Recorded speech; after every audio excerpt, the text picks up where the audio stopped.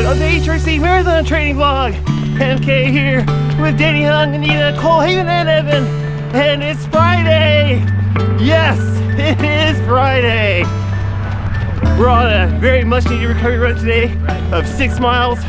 No speed today, just recovering and getting ready for a big workout tomorrow. 10K time trial time. Let's go. Shout out to Evan's 5th grade teacher, Miss Yonkers, for finishing her very first half marathon. All right. Congratulations, Miss Yonkers. You're so good. 1:54. What a great time for a first half marathon. Well done. Today I'm going to talk about Cole and Evan's race strategy for the Ventura Marathon and how they plan to run a sub 3-hour marathon in a couple of weeks. But before we get into that, please consider checking out our Patreon. It's an opportunity to interact with us a little bit more, and it helps out our channel a little bit as well. Thanks a ton. I don't need any more key workouts to understand where Cole and Evan's fitness are at right at the moment, or where it will be in a couple of weeks time. I usually like to wait until the last key long run workout to nail down the race strategy, but I feel like, especially for the goal that Cole and Evan have set for themselves, it's not going to be too difficult for them to reach it, and they're so strong right now that I feel like they can go into this race with a ton of confidence.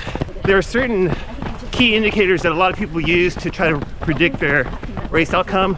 Oh no. One of them is a 10K time, and if you can run a 10K in the mid 38s, then a lot of people feel like they're in shape for around a 3-hour marathon. In my experience, I found a different indicator to be much more predictive of the marathon outcome, and that's the long run. I've run in the high 39s in the 10K in the past and still ran a 3-hour marathon because of key fitness levels that I've reached in the build-up within the long run workouts.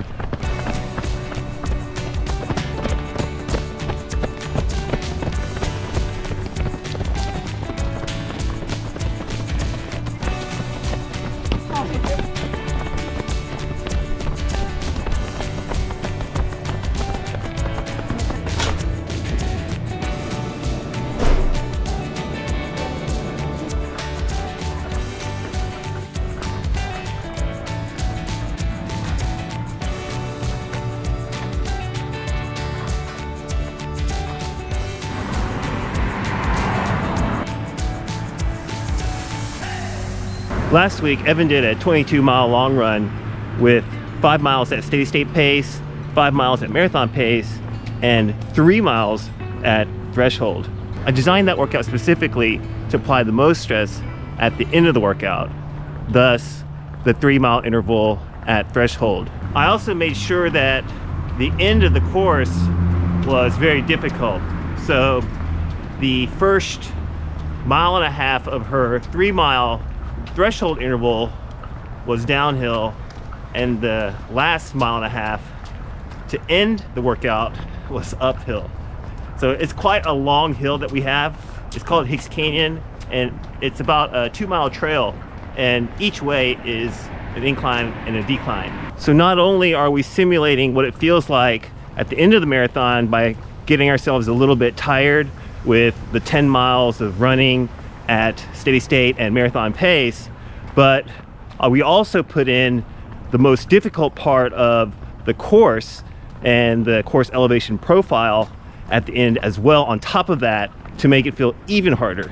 So not only are we going to be super confident when we get to the end of the marathon and be able to race super hard and put in a good 10K time at the end of 26 miles, but we're also taking out of the equation any factors regarding difficulties of the marathon course. I know that in the beginning of the Ventura Marathon, there's a little portion where they run around a neighborhood, and they take 2 loops around this neighborhood. But we're taking that out of the equation or the difficulty from that out of the equation. There's nothing that she's going to encounter on the Ventura Marathon course that's harder than Hicks Canyon. At the very end of a very, very long run workout, we know that she can go up Hicks Canyon at 650 per mile. So we're not going to worry too much about what's going to happen at Ventura at the beginning of the marathon, and be super confident that we can make our way through the course without burning any matches, and we can just maintain even splits as planned. So our race strategy for the Ventura Marathon is to even split all of the first 13 miles and reach the half marathon by 1:29:40. Cole's going to pace Evan. He's pretty good at pacing now. He's very disciplined. He's not influenced by momentum of the group or of a crowd of runners that are beside him, and he's pretty calm, and also he kind of neurotically checks his watch like a little too often, but it keeps him on pace, so I can trust him to get Evan to the half marathon in 1:29:40. Cole's fitness is a little bit better than Evan right now, so I feel like at the half marathon, where I'm going to pick up Cole and Evan, we'll be able to run with him a little bit, but he's going to say goodbye to us and leave us. So the plan is to take Evan to the 18-mile marker, at least at the same pace. 18 miles, 19 miles, 20 miles, around that distance is where Evan typically finds a little bit of difficulty. So it's not so much a fatigue thing, it's not so much a legs thing or heart rate thing. It's more of a mental thing. I think in a long run at home, when she runs like 22 or 23 miles, once she gets to 18 miles, she feels like there's some light at the end of the tunnel and not too far to go to finish the workout. But when you're at 18 miles and you have 8 more miles to go, it seems like a long way, and that's like another hour of running. So I think it's kind of a giant mental mountain. So we're gonna have to work on doing some kind of mental exercises now, and get started on it now, so that she can get to the race and be a little more confident that she can finish it.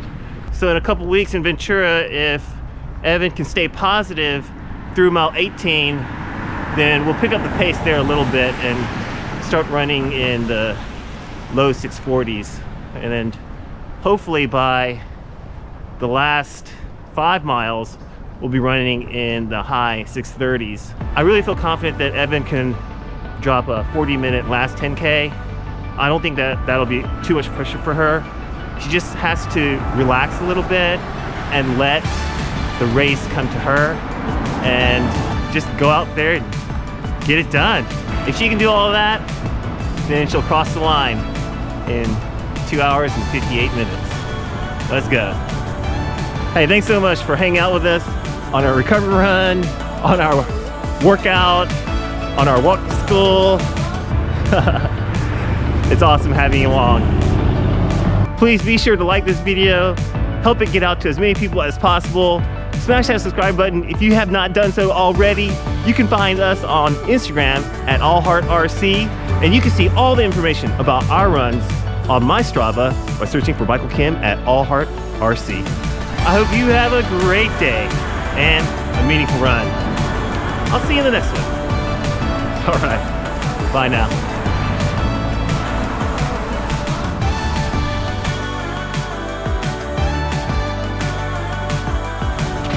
Last week we did an 18-mile long run where we also had 18 or 7?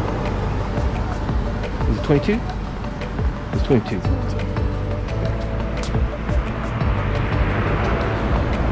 Last week, Evan did a 22-mile